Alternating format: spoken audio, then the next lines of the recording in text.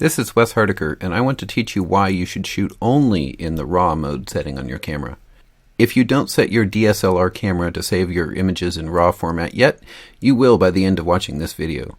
Or maybe you already do shoot in RAW mode, but don't fully understand the benefits. You'll understand them by the end of this video. In the first half of this video, you'll learn the basics of how your sensor captures more information that can be displayed on your screen or on print, and how that affects your photos. In the second half, I'll give you an amazing set of demonstrations that will clearly show you how this affects your images. And I'll end this half with some notes about how to properly set up Adobe Camera Raw and Photoshop so that you maximize your processed images quality. Let's get started. So, let's make a really simple analogy.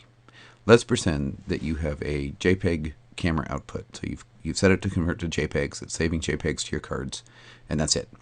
And let's say that you don't have a really good sensor. Let's say that you only have actually 6 values that you can capture, from white to black, and there's sort of 4 in between values. Okay, your camera is much better than this, but let's assume that you can only capture 6, and let's assume that the display is equally as bad. Your monitor, your printer, your whatever is equally as bad. In fact, printers used to be this bad. When you go back to dot matrix printers and things like that, it couldn't do more than a couple of colors. So you have 6 possible output values and 6 possible input values. So if you're shooting in a JPEG and you come across this scene with a whole bunch of dark parts and white parts, it's going to map everything down to one of these 6 values, and eventually that's what's going to display in each pixel on your screen. All is well and good because everything's mapping directly. The shady spots are mapping, to the shady spots, and as you get into the blacker areas, the blacker is mapping blacker, and it looks right on the screen, and it looks right just as it was in the field. But that's not really how it works, is it? Because in the real world, we don't have 6 values. We have this whole plethora. We have this sliding grayscale scene, and we're forgetting color for the moment, but we have this sliding scene of white to black, and your camera just only picks up 6 of those values in this bad example. Only 6 possible values out of a whole plethora. And this is exactly how it is in the real world. The real world has a lot more tonal variation in it than your camera can deal with. And a JPEG that only has 6 output values, and your monitor that only has 6 values, is only displaying a limited set of what happens in the real world. This is true for cameras today, regardless of their quality. You can never capture perfectly the real world. But let's assume for a minute that your sensor in your camera is actually better than 6 values. Let's say it's 12. Let's say it has twice as much information. What's actually happening under the hood is that it is able to map a much wider range of tones.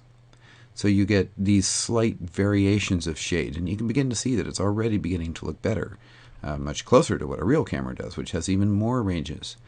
And it has to convert in the camera from these mild tones, from a pure white to a just barely off-white, and it decides, okay, I'm going to make that a white and put it in the JPEG, and your monitor is going to display it as white. But in reality, there was something slightly above white, and it did the best it could. It had to map it down into something that the JPEG could hold and the monitor could hold with its whole 6 values.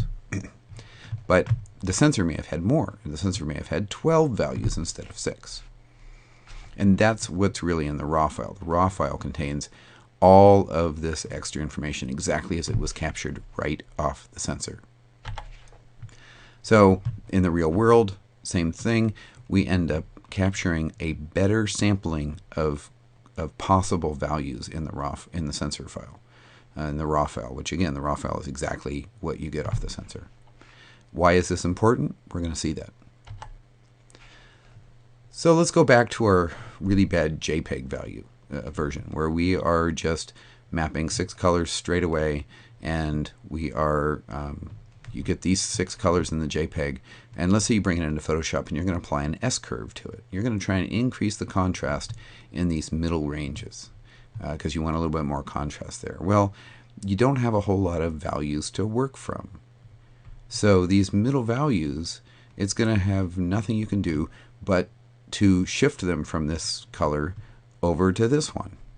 So you're going to have in the resulting output image 33% of your colors are going to be white, 16% are going to be this lighter gray, for example, in this fictitious example at least. And then you're completely wiping away the midtones. There's zero left. There's no midtones. You've blown them out of the sky by applying this S-curve. And you've lost everything because the Photoshop doesn't have a choice. You wanted this value, and you wanted a little bit more contrast, and the only thing it could do was take this slightly darker gray and make it lighter. And it completely wipes away the middle grays from your output image. You may think, well, why is that bad? Except that with the world, again, has all these middle grays in it, and our output image has none of them. So clearly you've lost information. You've lost those middle tones. So now let's go back to the more complex version where we have a sensor which has a whole lot more information in it. The sensor has all of these various shades of grays. It has twice as many as will fit in the JPEG and on the monitor.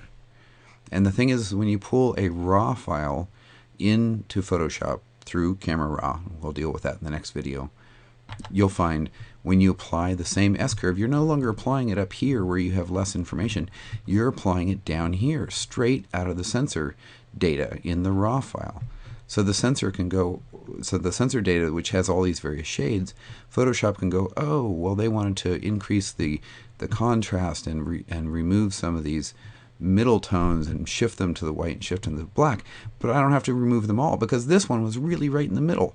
So I'm going to leave it and I'm going to map it to this lighter color, and sure, these are all going to shift down. And you can see the net result that in my fictitious example at least, 25% of them will end up being white. We do want that. We do want more values to end up at the white side and more values to end up at the dark side.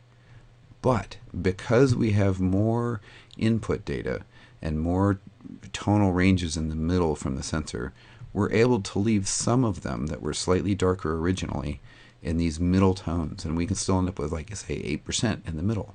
So we'll get a much more complete tonal spectrum in our output image, and it will look much, much more natural.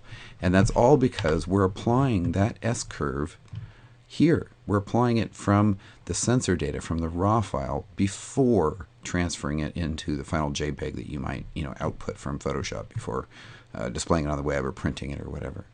The end result is an image which is much, much, much more broad spread in terms of its tonal range. We still applied the contrast we wanted.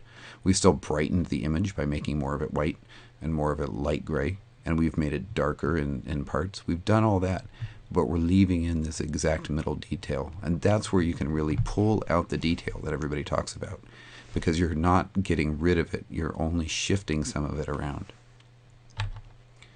So what do the real numbers look like? So first off, we have much more than 6 values in our JPEG file. A grayscale image in a JPEG file actually has 2 to the 8th, and that's 256 different tonal ranges. From anywhere from 0 to 255 is typically how it's mapped, and you have all those ranges. But the raw file has 2 to the 12th. It has 4 more extra bits, which really means that it has 4,096 different grayscale values. Your monitor and your printer cannot display that. It's advantageous when you want to do processing and when you want to manipulate those bits so that you have that extra room in order to make those changes so that you can do better mapping schemes. And it doesn't matter whether you're doing an S-curve in the curves field, or whether you're increasing hues or brightness or exposure, or changing the blacks and the whites and the shadows and the highlights. All of that will have the same effect of moving these little mappings around.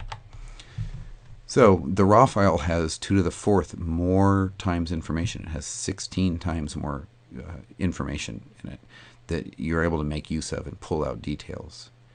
In color, it gets even more extreme. In color, there's actually 2 to the 24th color values. There's 2 to the 8th red, 2 to the 8th green, and 2 to the 8th blue.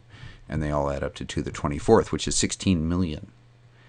Well, in a raw file, there's actually 2 to the 36th. It's even bigger. So you can see that the number of possible color combinations that you have in a regular JPEG is dwarfed massively by the number of color combinations you have in a raw file. And that's what we want to learn how to do. That's what we want to learn how to manipulate, is to take those raw files and use them to extract that final image after we've applied all of our transformations, after we've applied all of our exposure layers and everything else. That's when we're going to get the best benefit. But here's the problem. If you only pull out those raw files and you pull them into Photoshop and you don't do it correctly, you're getting no extra benefit. All right, so now let's do a simulation of what a JPEG versus a RAW looks like using Photoshop.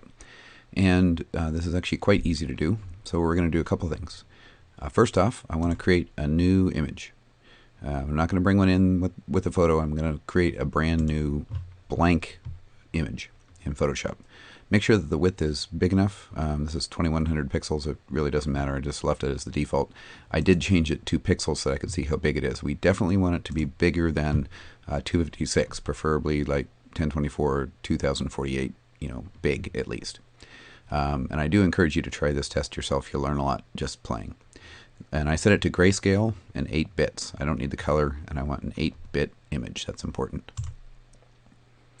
So here we have our resulting image. It's very boring and plain, so we're going to add a gradient to it. So we're going to set the gradient, make sure that your gradient tool is set to, the colors that is, are set to black and white.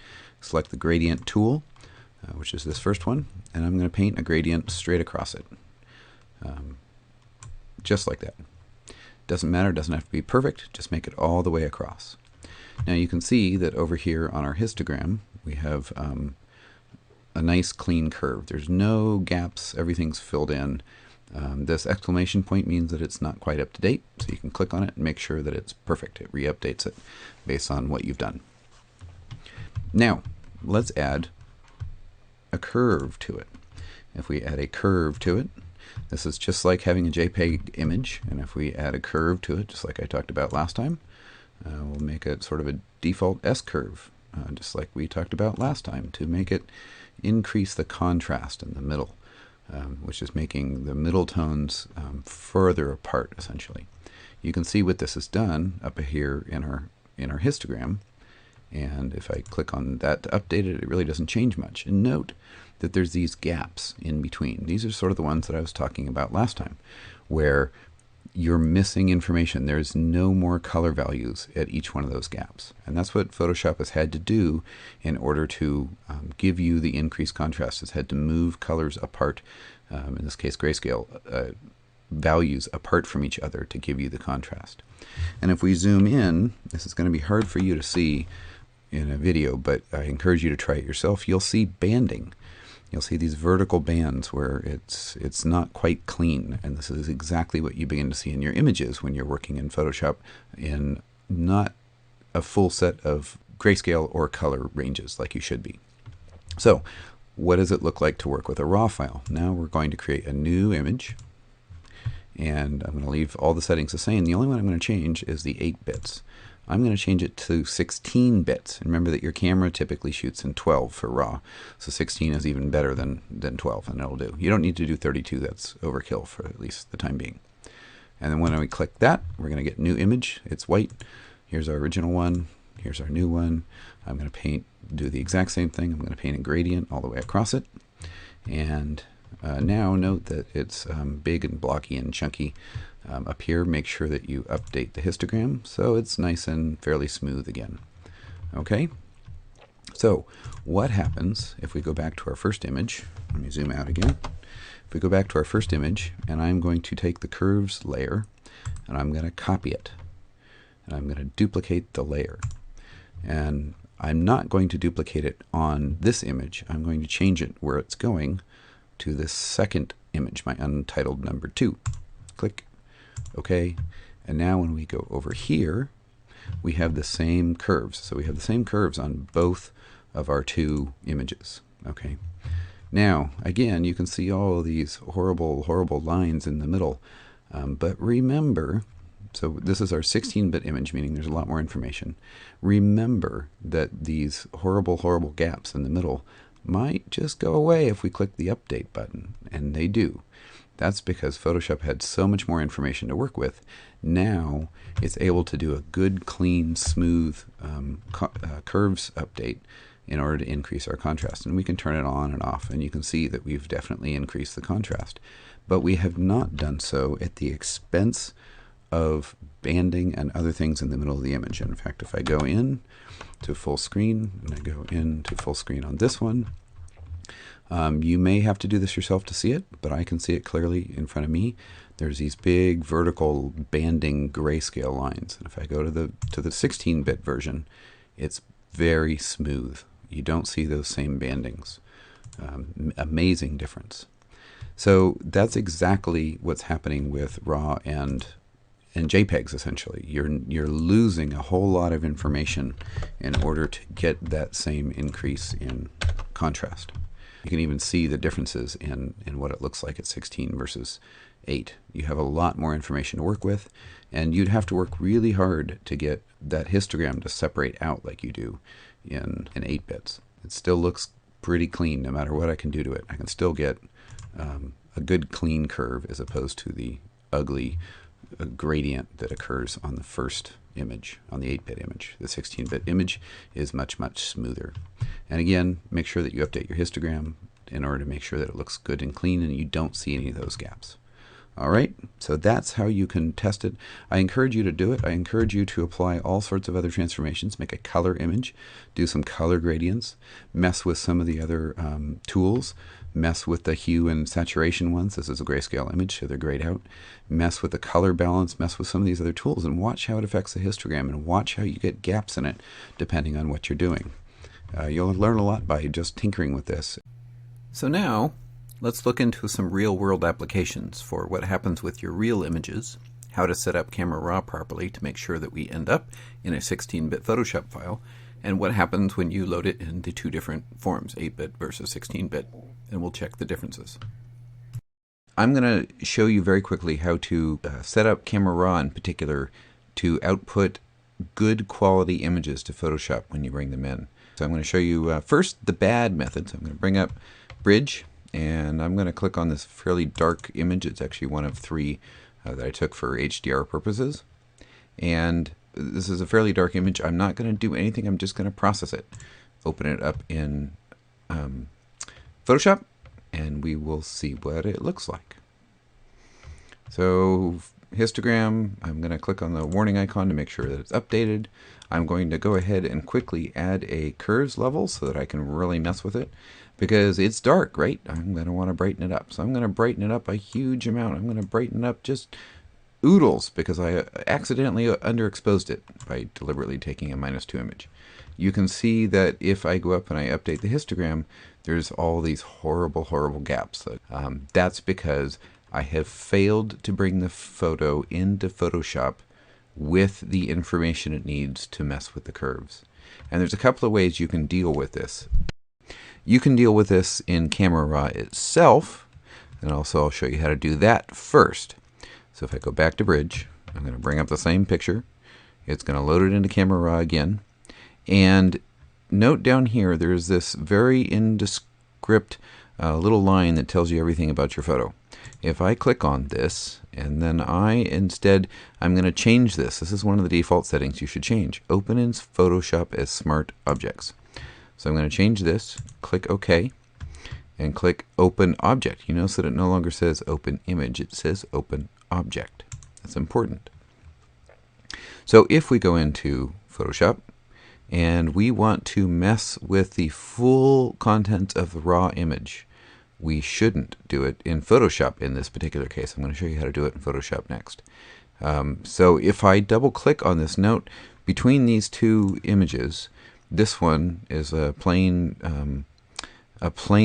thumbnail with nothing extra added, and this one is listed as a smart object, which means that if I double click on it, I will actually be taken back into Camera Raw. And now I can mess with that curves, and the curves tool in Camera Raw and the curves tool in Photoshop are actually quite a bit different, but I'll try and do the same thing. They won't be exactly the same. And so I brightened it up quite a bit. I've turned it almost into a more normal image. And if I go back, it will eventually open up in Photoshop, and we will find that the processing is actually quite a bit better. So if I look up here at the histogram, you'll see that there's no more these vertical gaps, because I have not destroyed all the data by messing with it in Photoshop. And you can actually visually see some differences. If I zoom in, right around here, you'd see all sorts of horrible granulation because of the 8-bit processing here versus the real 12-bit processing. It's given me a lot more depth, especially in this particular grading that I can see very quickly. So this is one option. This is one option that a lot of people pick, is that if you leave it as a smart object using the method that I just showed you for setting that, you can go back into Camera Raw and mess with it. The downside with that is that Camera Raw doesn't have layers. It doesn't have the ability to turn on and off certain adjustments as you mess with it over time. It doesn't have quite as nice of a hue and saturation layer. It doesn't have a whole lot of other tools that Photoshop does. So a lot of people mess with Camera Raw and the curves and the basic settings, and then they bring it into Photoshop and just hope that their additional modifications in Photoshop aren't going to mess with the image, and you won't lose too much detail, because you're starting with it as best you can out of Camera Raw, and then you're doing final tweaks in Photoshop. That's great, but I'm going to show you a better method. So going back to Bridge, I'm going to open it again, and again I'm going to go down to this this setting, and this is the other thing I want you to change. You can leave it here permanently, leave open Photoshop with Smart Objects, and change 8 bits per channel to 16 bits per channel. This is actually more than your RAW has in it, and it will save the depth of the image as I bring it into Photoshop. No, I'm going to leave it dark. I'm not going to touch it in Camera Raw. I'm going to open it as an object in case I do want to go back to Camera Raw. Camera Raw has some pretty good sharpening and noise reduction that you may want to take advantage of early on to clean up the image before you begin it in Photoshop. So now I'm going to create a curves level just like I did before, and as I bring up these curves and I make it super bright again, nice and pleasing. I have no idea what I did last time. Now you note that there's banding up here, but if I click the warning icon, it actually shows me that I still have a clean curves layer, because I am using the full power of the raw data in Photoshop by saving it as a 16-bit image. So here's where I'm going to convince you need to go out and buy a bigger hard disk. The other thing that I haven't mentioned is that your Photoshop files, your PSD files, get a huge amount bigger because of this. So if we go back to the 8-bit image, you'll see that it's a 63 meg file. So it's taking up 63 megabytes. If I go to the Smart Object version, it's still 63 megabytes. That's one advantage of doing it the Smart Objects way. The disadvantage of Photoshop is that if I do it in Photoshop, it's 126 megs. But I have saved so much more data, and Photoshop has it all available to it. There's still a few things that only Camera Raw can really do if you go play with the white balance settings. For example, Camera Raw will do a better job of that. You'll have to do it much more manually in Photoshop. But the size is absolutely worth it. So please go in and change those two settings. Change the number of bits that outputs of Camera Raw to 16. 16 bits is what you want. That's more than will cover a RAW file out of your camera. And change the default mechanism to be an object, because even at 16 bits I may want to go back into Camera Raw, open it up, and tweak something else, like the lens corrections and things like that. Might be better off in Camera Raw. So it gives you the absolute power to use both tools to its complete capability set. So do this. You will be happier forever. You will get less banding in your images. You will have cleaner images no matter how you process them and with what tool. This is the way that you should set your defaults in Camera Raw permanently. Thanks for watching, and I hope you found the information useful. If you want to make sure you receive all my announcements about upcoming educational videos, please subscribe to my newsletter at capturedonearth.com.